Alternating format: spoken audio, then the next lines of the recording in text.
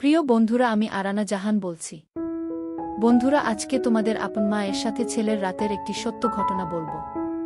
শেষ পর্যন্ত শুনলে তোমাদের ওটা আর স্থির থাকবে না। আমি আতিকুর রহমান, আতিক। আমাদের পরিবারের সদস্য সংখ্যা ৫ জন। মা জৌসনা বেগম, বয়স ৪২ বছর, গৃহিণী। বাবা সাদিকুর, বয়স ৪৭, দোকানদার ও কৃষক। আমরা ২ ভাই ১ বোন। আমি আতিক, বয়স ২২ বছর, সবার বড়। এইচএসসি পাশ করে নিজেদের ক্ষেত খামারে কাজ করি, মাঝে মাঝে দোকানেও বসি। তারপর বোন আয়েশা, বয়স ১৭ বছর, এবছর এসএসসি পরীক্ষা দিবে। সবার ছোট আমির, বয়স মাত্র ৫ বছর। সবাই জানতো আমি ও আয়েশার পর বাবা মা আর সন্তান নিবে না। আমরা ২ ভাই বোন মোটামুটি বড় হয়েছি। এমন সময় আমার আম্মাজানের পেট ফুলতে লাগলো। যখন ৬-৭ মাস, তখন তো মা লজ্জায় আমার সামনেই আসতো না। মনে মনে তা দেখে আমি হাসতাম। যা হোক, সকালে ঘুম থেকে উঠে আয়েশাকে পড়তে বসায়, তারপর নাস্তা খেয়ে সাইকেলে করে তাকে স্কুলে দিয়ে আসি। স্কুল দূরে হওয়ায় নিয়ে যেতে হয়, আবার দুটের সময় নিয়ে আসি। আর আরেকটা কারণ আছে, তা হলো আয়েশার মতো সুন্দরী এ গ্রামে দ্বিতীয়টি নেই। আয়েশাকে দেখার জন্য রাস্তার ধারে বাজে ছেলেরা বসে থাকত। তা শুনে নিজেই ভাই হিসেবে দায়িত্ব কাঁধে তুলে নিলাম। আয়েশার সাথে প্রতিদিন আমাকে আসতে দেখে ছেলেপুলে নিরাশ হয়ে রাস্তার ধারে বসে থাকা বন্ধ করে দিল। কারণ এটুকু তারা বুঝেছিল যে আমার সাথে লাগতে এলে ২-৪ জনের হাড্ডি গুঁড়ো করে ছাড়ব। পুরো এলাকায় কুস্তিতে আমার সাথে কেউ পেরে উঠত না। আমাদের বাড়িতে ঘর ৬টা। উত্তরের বড় ঘরে বাবা মা ও তাদের সাথে আমির, পরেরটাতে আয়েশা, তার পরেরটাতে আমি। বাকিগুলো বন্ধ পড়ে থাকে, কেউ আসলে থাকে না, হলে শস্য দানা ভরা থাকে। আয়েশা মাঝে মধ্যে আমার ঘরে এসে পড়াশোনা করে, কারণ দক্ষিণের জানালা দিয়ে সুন্দর হাওয়া আসে আর এদিকটা নিরিবিলি। আমিও তাকে পড়া দেখিয়ে দিই।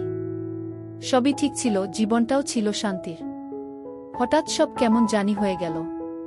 কারণ ২টো বই। বাড়িতে কারেন্ট নেই, কিন্তু দোকানে আছে। বাসার নোকিয়া মোবাইলটা বাবা দোকানে নিয়ে এসেছে চার্জ দেওয়ার জন্যে। দুপুরে আমি দোকানে আসলে বলে, কি হয়েছে দেখতো আতিক, চার্জ হয় না কেন? আমি কতক্ষণ ট্রাই করেও কাজ হলো না। আব্বা, তুমি দোকানে আরেকটু থাকো, স্টেশনের উপাশে মেকারের দোকান থেকে ঠিক করে নিয়ে আসছি। আচ্ছা বাবা, যা। সাইকেল মেরে স্টেশনের ভিতর দিয়ে যাচ্ছি। সামনে ট্রেন দাঁড়িয়ে আছে দেখেও পারে যেতে পারছি না। মানুষের ঠেলাঠেলি দেখে স্টেশনের কোণার দিকে সরে গেলাম। লোহার পিলারের সাথে সাইকেল খাড়া করে দাঁড়িয়ে আছি। বাম পাশে দেখি এক মুরব্বি পলিথিন বিছিয়ে সামনে কতগুলো বই খবরের কাগজ ছড়িয়ে বসে আছে। কর্নেগির লেক বড় যদি হতে চাও, বইটা দেখে বসে পড়লাম। হাতে নিয়ে উল্টে পাল্টে দেখছি মুরব্বি এক মনে খবরের কাগজ পড়ছে। আরেক সারিতে কয়েকটা বই উল্টো করে রাখা আছে। হাত বাড়িয়ে একটা তুলে নিলাম। সোজা করতেই মলাটে এক সেট মেয়ের ছবি, নাম অবিসার, লেখক রসমা। রেখে দিতে গিয়ে কি মনে করে একটা পৃষ্ঠা ওল্টাতেই সূচিপত্র। আজব নামগুলো। সূচিপত্র পড়েই আমার হাত পা কাঁপতে লাগলো। তাড়াতাড়ি রেখে দিয়ে উঠে দাঁড়ালাম। মুরব্বি পেপার রেখে চাইল, লাগবে না কি? না চাচা। আরে নাও নাও, লজ্জা পাচ্ছ কেন? মাত্র ২০ টাকা। না কাকা, যায় বলে তাড়াতাড়ি সাইকেল নিয়ে ওখান থেকে সরে এলাম। ট্রেন যে কখন চলে গেছে সে খেয়ালও নেই। মেকার মোবাইল দেখে বলল, আজ হবে না, কাল এসে নিয়ে যেও। কয় টাকা লাগবে? ৮০ টাকা। আমার কাছে ৫০ টাকা আছে, তাই দিই। না, ৫০ টাকায় হবে না, ৭০ টাকা দাও। ঠিক আছে, কাল দুপুরে টাকা নিয়ে আসব। এসো। মাথার ভিতর থেকে ওই বইগুলোর কথা বের হচ্ছে না। আবার স্টেশনে এসে মুরব্বির কাছে দাঁড়ালাম। দিব। কয় টাকা? একটা ২০, জোড়া ৩৫। জোড়া ৩০ দিবেন? ঠিক আছে, নাও। টাকা দিলাম। মুরব্বি ২টো বই গোল করে পেপার দিয়ে মুড়িয়ে দিল। নিয়ে দ্রুত নিয়ে নিলাম। আব্বাকে বললাম, মোবাইল রেখে এসেছি, কাল ঠিক করে দিবে। বাবা খেতে চলে গেল। দোকানে চা খোর লেগেই আছে দেখে মন চাইলেও বইগুলো বের করতে পারলাম না। দোকান থেকে স্কুলে গিয়ে আয়েশাকে নিয়ে বাসায় আসলাম। আমার ঘরে গিয়ে বই ২টো বিছানার নিচে লুকিয়ে রাখলাম। গোসল করে খেয়ে দিয়ে দরজা ঠেলে দিয়ে বই ২টো বের করলাম। দরজার ছিটকানি দিলাম না, দিন দুপুরে ছিটকানি দিলে খারাপ দেখায়। আমার ঘরে আয়েশা ও আমি ছাড়া কেউ আসে না। প্রথম গল্পটা পড়তেই নিজেকে হারিয়ে ফেললাম। একটা ছেলে তার বড় ভাবিকে নিয়ে কাহিনী। কেমন জানি অবাস্তব ধরনের গল্প। নিজে জীবনে কাউকে কখনো সেবা দেয়নি। কলেজে পড়ার সময় এক বান্ধবীর কমলা হাতে নিয়েছিলাম, এটাই যা অভিজ্ঞতা। তার মানে এই নয় যে সেবা দেওয়া কি জানি না, সবই জানি, সবই বুঝি। তবে এভাবে কখনো ভাবিনি, সব সময় ভেবেছি বিয়ে করলে বউ আসবে, সেই বুকে ইচ্ছে মতো দিব। কিন্তু এমন পাপ কাজ কিভাবে করে মানুষ? আরে যা, আমি কি আবোল তাবোল ভাবছি? এগুলো তো শুধুই গল্প কাহিনী। এদিকে আমার নিচে গরম হয়ে গেছে। গল্প পড়ে আমার এমন অবস্থা হলো যে মনে হচ্ছে এখন সেবা দিতে না পারলে মরে যাব। সারা বিকেল পড়ে একটা বই শেষ করলাম। বই দুটো লুকিয়ে রেখে বের হলাম।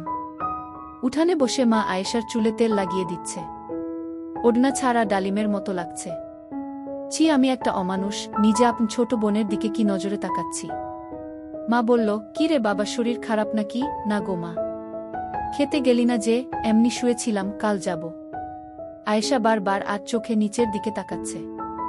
ভাগ্যিস এখনো জিজ্ঞেস করে বসেনি, তাড়াতাড়ি পুকুরের দিকে চলে এলাম। মা খেয়াল করলে তো সবই বুঝবে, আয়েশা হয়তো বুঝেনি।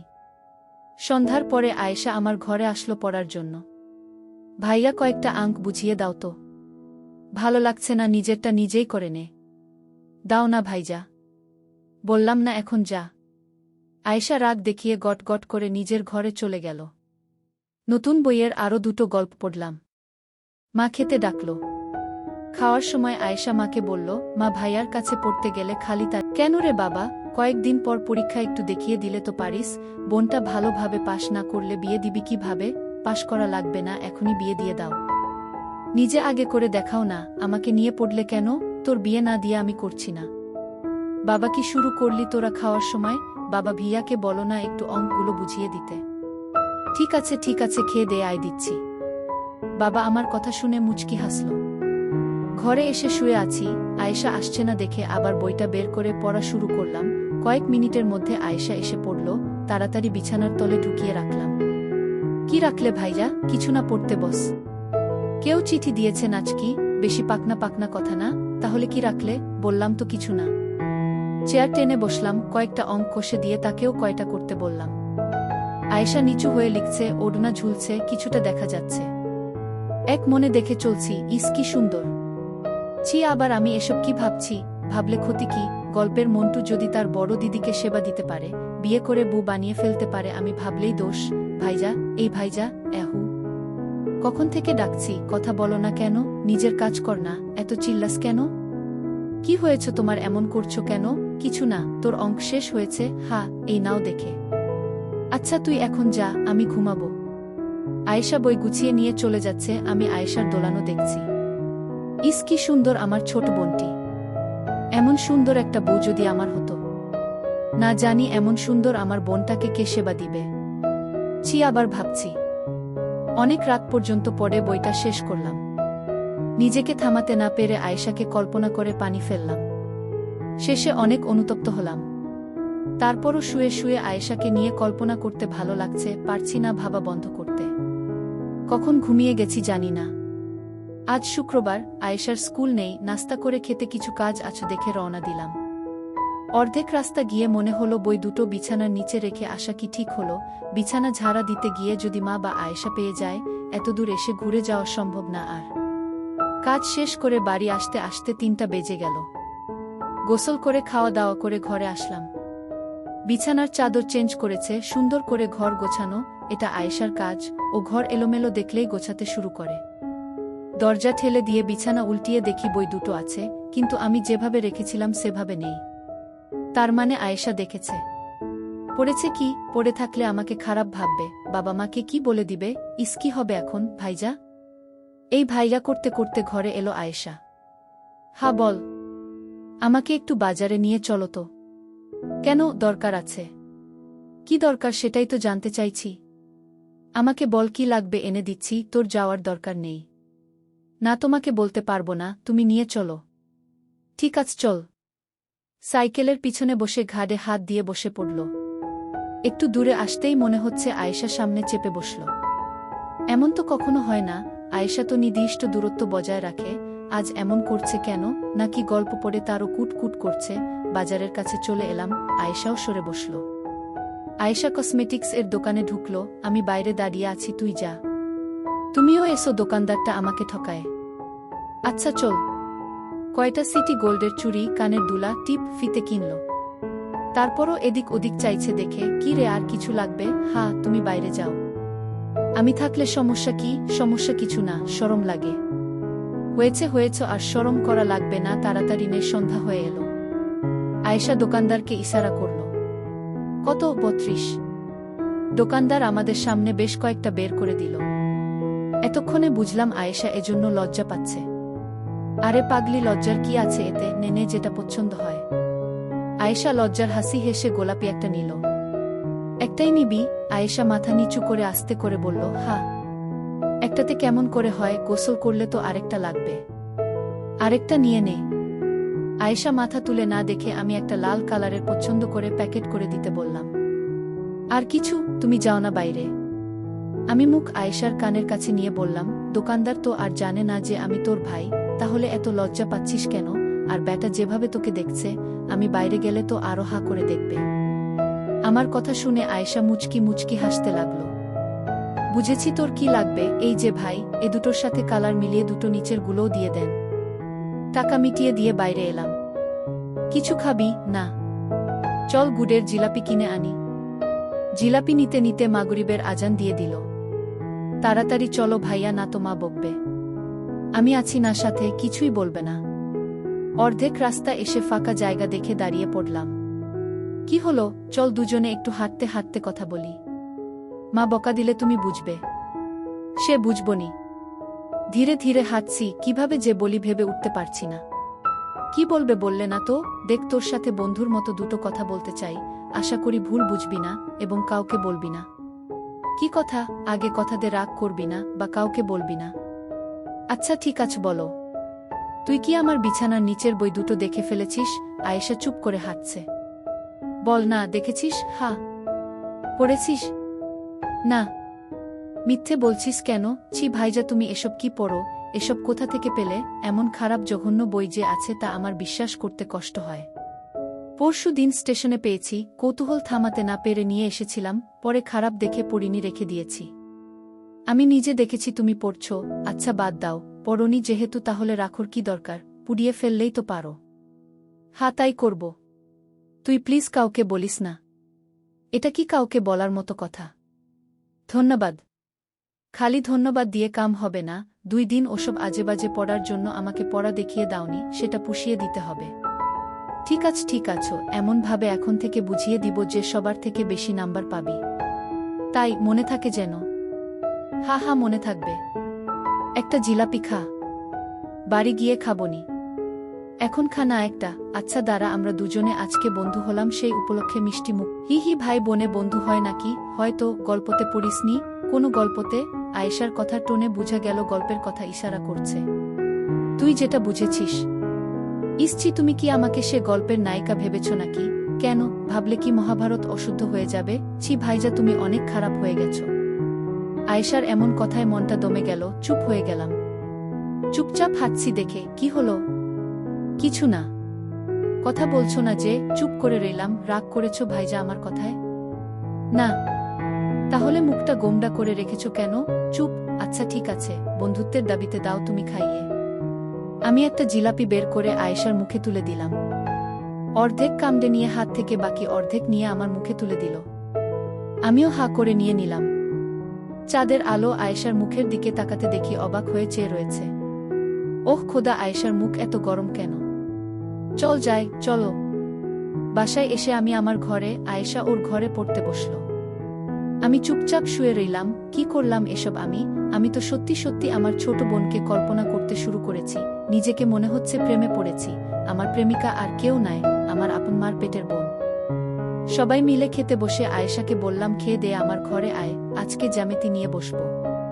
ঠিক আছে ভাইরা, তুমি যাও, আমি পরে আসছি। কয়েকটা জ্যামিতি করিয়ে দিয়ে ওর দিকে চেয়ে আছি। কিছু বলবে ভাইজা? যদি খোলামেলা কিছু কথা বলি রাগ করবি? আমি তোমার বোন, এমন কিছু বলো না যে আমি ছোট হয়ে যাই। ওকে বাদ দে। কেন? বলো, কি বলবে? যে উত্তর দিলি আর বলার ইচ্ছে নেই। আচ্ছা ভুল হয়েছে আমার, এখন বলো। না, তুই হজম করতে পারবি না। আরে বলেই দেখো পারি কিনা। সত্যি তো? হা সত্যি বলো। আমি মনে হয় প্রেমে পড়েছি। কার? যদি বলি তোর। কি যা তা বলছো? আমি তোমার বোন। তাতে কি হয়েছে? আমাদের প্রেম না হয় গোপন থাকবে। তোমার কি মাথা নষ্ট হয়েছে? আপন ভাই বোন কখনো প্রেম করে আর সত্য এক সময় বের হয়েই পড়ে। তাহলে বইয়ের গল্পগুলো কি মিথ্যে? আমি কি জানি? প্লিজ ভাইয়া, এসব বন্ধ করো। জানতাম হজম হবে না তোর। হজম হবে না তো কি আমি এসব কথা বলে বেড়াবো? একবার ভেবে দেখ কত মজা হবে। ভাবার দরকার নেই, এসব ভাবাও পাপ। যত নষ্টের গোড়া ওই বই, ও দুটো দাও আমাকে, এক্ষুনি পুড়াবো। বই পুড়ালে কি আমার মন শান্ত হবে? আয়েশা আমার হাত ধরে নিয়ে বলল, প্লিজ ভাইজা প্লিজ, আমি তোমার আদরের একমাত্র বোন, কিভাবে পারছো এসব বলতে? হয়তো আমার ভুল হচ্ছে রে, কিন্তু মনকে থামাতে পারছি না। কি করব বল? আমার কোনো বান্ধবীকে পছন্দ হয় বলো, আমি নিজে তোমাদের প্রেম করিয়ে দিব। আমার সব বান্ধবী তোমার জন্য পাগল। না, আমার শুধু তোকে ভালো লাগে। বুঝছো না কেন তা সম্ভব নয়? কেন, তুই কি কাউরির সাথে প্রেম করিস? না না, তাই বলে আপন ভাইয়ের সাথে প্রেম করব? একবার করে দেখো না। ছি, আমার আর তোমার সাথে কথা বলতে ভালো লাগছে না। এই বলে বই না নিয়ে হনহন করে আয়েশা ওর ঘরে চলে গেল। মনে মনে ভাবলাম, আমি কি এসব ঠিক করলাম? সুন্দর সম্পর্কে বিষ ঢুকিয়ে দিলাম, সব দোষ বইয়ের। বই দুটো নিয়ে বাড়ির বাইরে এলাম, এদিক ওদিক চেয়ে আগুন ধরিয়ে দিলাম। সম্পূর্ণ পুড়িয়ে ছাইগুলো ছিটিয়ে দিলাম। হাত মুখ ধুয়ে ঘরে ঢুকার সময় দেখি আয়েশার ঘরে হারিকেন জ্বলছে। ধীরে পায়ে হেঁটে ওর ঘরের সামনে এলাম, নিজেকে অপরাধী মনে হচ্ছে। দরজা ঠেলা দিতে খুলে গেল। আয়েশা বিছানায় উবুত হয়ে শুয়ে আছে। পাশে গিয়ে বসলাম। মাথায় হাত বুলিয়ে দিয়ে বললাম, বই দুটো পুড়িয়ে ছাই করে দিয়েছি, আর কখনো এসব বলবো না। আমার ভুল হয়ে থাকলে ক্ষমা করে দিস। আয়েশা উঠে বসে আমাকে কাছে টেনে ধরল। ছি ছি ভাইজা, তুমি বড়, তুমি ক্ষমা চাইতে পারো না? আমি কিছু মনে করিনি। আমি পিঠে হাত বুলিয়ে দিয়ে বললাম, তাহলে রাগ করে চলে এলি যে? আর পড়বি না? কয়টা বাজে? মনে হয় 9টা। হ্যাঁ পড়ব, চলো। হাত ধরে নিয়ে এসে চেয়ারে বসিয়ে দিলাম। দেখ আয়েশা, চামড়ার মুখ দিয়ে যা বলে ফেলেছি তা তো ফিরিয়ে নিতে পারবো না, তবে কথা দিলাম আর কখনো তোকে লজ্জায় ফেলবো না। আবার শুরু করলে? বললাম তো আমি কিছু মনে করিনি। ঠিক আছে, পড়তে শুরু কর। না, আজ আর পড়ব না। তাহলে কি করবি? তোমার সাথে গল্প করব। কি গল্প? হিহি, কথা বলছি, এসবই তো গল্প। হা হা, তুমি বই দুটো পুড়ালে কেন? পুড়াবো না তো কি করব? ইস, আমার একটা পড়া হলো না। আমি অবাক, তার মানে তুই একটা পড়েছিস? হা, একটা। কোনটা? অভিসার। হা হা, মিস করে দিয়েছিস, পরেরটা আরো দারুণ ছিল। সূচিগুলো বলো একটু। না, বলবো না, অনেক খারাপ। কত খারাপ তা তো একটা পড়েই বুঝেছি, বলো না একটু। জেনে কি করবি? মন চাচ্ছে জানতে। লজ্জা পাবি না তো? আমাদের মাঝে কি আর তা অবশিষ্ট আছে? আছে তো? না, নেই। যদি না থাকতো তাহলে তুই আমার পছন্দ করে দেওয়া লাল পোশাক পরে এসে আমাকে দেখাতি, বলতি, দেখো তো ভাইজা কেমন হয়েছে। আয়েশা লজ্জায় দুহাত দিয়ে মুখ থেকে বলল, তুমি যে ভাইজা কিভাবে দেখায় বলো? বন্ধু মনে করে দেখাস? পারবো না ভাইজা। ঠিক আছে, না দেখাস। যেদিন পড়বি সেদিন শুধু বলিস যে আজ তোমার পছন্দ করে দেওয়াগুলো পড়েছি, তাহলেই হবে। উপর থেকে কল্পনা করে নিব। হি হি হি। হা হা হা। মুখ থেকে হাত নামা। বলবো সুচি, বলো। তাহলে আমার দিকে তাকা। বলো। বাসর ঘরে বুকে বলে থেমে গেলাম। কি হলো? পরে কিন্তু আমাকে দোষারোপ করতে পারবি না বলে দিলাম। ঠিক আছে, বলা লাগবে না। এই নাও, খাতা লিখে দাও। তাই দে, এটাই সহজ হবে। বাসর ঘরে বুকে সেবা দিতে গিয়ে শাশুড়িকে দিলাম। ইত্যাদি ইত্যাদি। এই নে পড়ে দেখ। খাতাটা আয়েশার হাতে দিয়ে বিছানায় কাত হয়ে শুয়ে পড়লাম। আয়েশা পড়ে মুচকি মুচকি হাসতে লাগল। হাসছিস কেন? মানুষ কি এতটা বলদ আছে যে বউ বাদ দিয়ে শাশুড়ি? হি হি হি। গল্পটাতে বাসর ঘর অন্ধকার ছিল, আর বুটা ছিল ভীতু, তাই সে তার মার কাছে শুতে চলে যায়। তারপর পরেই বর ঢুকে বাসর ঘরে, এসে দেখে বউ নেই, সে বসে বসে অপেক্ষা করে। শাশুড়ি ভাবে যায় জামাই বাবাজিকে বলে আসি। অন্ধকার ঘরে ঢুকতেই বর তাকে বউ ভেবে শুরু করে দেয়। সে মহিলাও মোটামুটি তার মেয়ের মতো দেখতে, তাই বর বুঝতে পারে না যে এটা তার বউ নয়। আর শাশুড়ি ছটপট করলেও লজ্জায় কথা বলতে পারে না। সে বিধবা হওয়ার কারণে অনেক দিন থেকে বঞ্চিত ছিল, তারও ভালো লাগতে লাগে, দুজনে ইচ্ছেতে সব হয়ে যায়। একবার হওয়ার পর হঠাৎ বর লাইট জ্বালিয়ে দেখে এটা তার বোন। হি হি, দারুণ তো। আচ্ছা ভাইজা, তোমার সবচেয়ে কোনটা ভালো লেগেছে? তার আগে তুই বল, অভিসারের কোনো গল্পটা তোর ভালো লেগেছে? আগে তুমি বলো। তাহলে তুই বলবি? যাও বলবো। একটা নয়, দুটো খুব ভালো লেগেছে। বর্দির অন্যরকম ভালোবাসা ও আমার কল্পনার জগৎ। একটু বলো না শুনি। আগে তোরটা বল। মামির কার্যক্রম। আমার মনে হয় না ওটাতে সবচেয়ে সুন্দর গল্প ছিল বনবু। আমার কাছে যেটা ভালো লেগেছে সেটা বলেছি।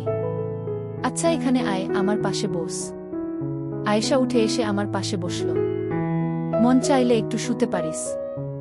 না তুমি বলো তো। মনে হয় না ঠিক মতো বলতে পারবো, বুঝতেই তো পারছিস ভাষাগুলো কেমন। সেগুলো বাদ দিয়ে বলো। এক কাজ করলে হয় না, আমি রাতে লিখে রাখবো, তুই কাল পড়ে নিবি। হই, কিন্তু এখন আমার জানতে ইচ্ছে করছে। ওকে, তোকে সব খোলামেলা বলবো, একটা শর্তে। কি? তুই ওগুলো পরে একবার আমাকে দেখাবি। আমি কখনো দেখিনি তো, তাই ভীষণ মন চাইছে। জানি লজ্জা পাবি। 1 সেকেন্ড দেখে আমি হারিকেন বন্ধ করে দিব। কদ দিলাম। মরে যাব ভাইজা। ঠিক আছে, লাগবে না। হারিকেনটা বন্ধ করে এখানে শুয়ে যা, আমি শোনাচ্ছি। মা বাবা যদি আসে? আসবে না, আর আসলে আসবে, সমস্যা নেই। হারিকেন নিভিয়ে দিয়ে আমার পাশে শুয়ে পড়ল। আয়েশা আমার হাতে মাথা দিয়ে শুয়ে আছে। আমি যতটা পারি ভদ্র ভাষায় ভাই বোনের প্রেমের গল্পটা বলছি। আয়েশার গরম নিঃশ্বাস আমার মুখে পড়ছে। আমারও একই অবস্থা। নিজেকে আর থামাতে পারলাম না, উপর উঠে গেলাম। কাজ সেরে আয়েশা ঘরে চলে গেল। আজ কিছুতেই আর ঘুম আসবে না। ছোট্ট টেবিল ঘড়িতে 11টার ঘণ্টা দিল। আজ পাড়া গায়ে এটাই গভীর রাত। কি এক সুখের আবেশে ঘুম আসছে না। এমন তো কখনো হয় না। স্বপ্ন এসে ধরা দিয়েছে আজ। দরজায় কিচকিচ শব্দ হল। চেয়ে দেখি আয়েশা দাঁড়িয়ে আছে। আমার মন বলছিল ও আসবে, তাই ছিটকানি লাগায়নি। বিছানায় উঠে বসলাম। আয়েশা দরজা ভিডিয়ে দিয়ে আমার সামনে এসে দাঁড়াল। খাট থেকে পা নামিয়ে বসে রয়েছি। আবার এলি যে? ভালো লাগছিল না? কেন জানি না। এখন ভালো লাগছে। হারিকেন জ্বালাবো? না। আমাকে শুইয়ে দিয়ে আমার উপর উঠে গেল। মার দূরসম্পর্কের ভাই মারা যাওয়াতে পরের দিন বাবা মা আমি সেখানে গেল। আয়েশার সামনে পরীক্ষা দেখে বাহানা দেখাল। বাবা মা 2 দিন আসেনি। আয়েশাও এই 2 দিন স্কুলে যায়নি। দুভাই বোন একে অপরকে খুঁটিয়ে খুঁটিয়ে দেখে সুখের জোয়ারে ভেসেছি। একদিন সেবা দিতে দিতে প্রায় তাল হয়ে গেছি। হঠাৎ মায়ের কান্না শুনে হুঁশ ফিরে।